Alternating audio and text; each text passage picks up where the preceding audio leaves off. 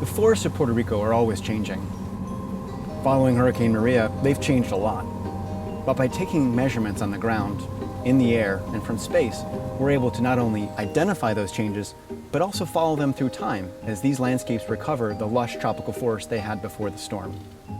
NASA scientists were in Puerto Rico in early 2017, studying how forests grow and change. They returned in 2018 to assess the forest recovery after 2 hurricanes hit the island. In many ways, Hurricane Maria has reset patches of forest across the island. Canopy trees normally have a large and sometimes circular crown, allowing them to spread their leaves, photosynthesize, and live in the top of canopy. Hurricane Maria came through and ripped off many of those large branches, leaving individuals standing almost like an individual stem. What that means is that they'll have to regrow those leaves or give up that space in the canopy to their neighbors as they regrow beneath them. The team returned to the specific plots they measured the previous year, hiking through the thick underbrush that had grown since the hurricane opened up the canopy. A bit like this, Ian.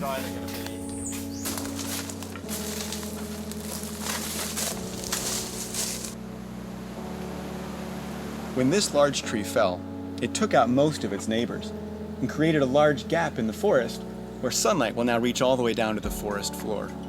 That'll allow new, young trees to grow back in its place. In contrast, on this side of the plot, many of the large trees were stripped of their large branches, but they're still standing, and most of them will recover those leaves and grow back into the space they left behind. But with forests covering half of the island, walking up to every tree was not practical.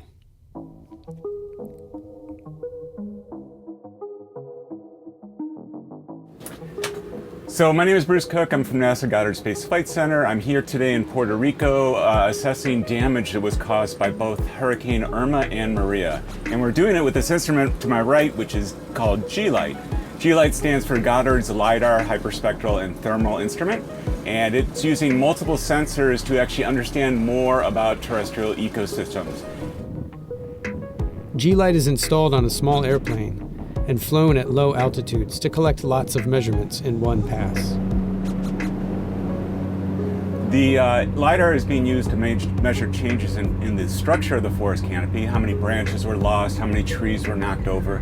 But we're also using other sensors that measure things such as how much or what changes in the amount of sunlight that's being absorbed by these canopies and how that's affecting their photosynthesis and growth these days. The LiDAR sends out 500,000 laser pulses each second and can detect the physical structure of individual trees.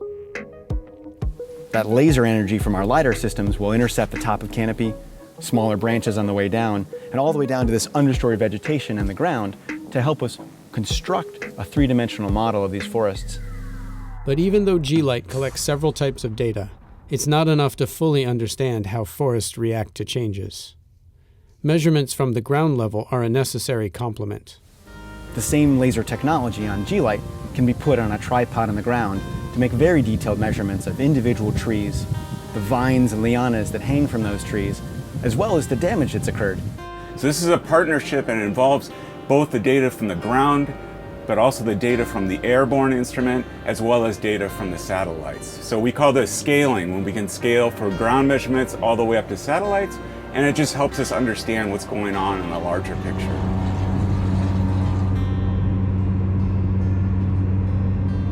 By being able to take information about the changes and the recovery of these landscapes over time, we're able to connect the changes in the carbon cycle, the changes in tropical forests and their functioning, even the changes in the strength and intensity of hurricanes, and understand how those changes observed today help us understand and predict tomorrow's changes, as well as the imprint of that hurricane in our atmosphere worldwide.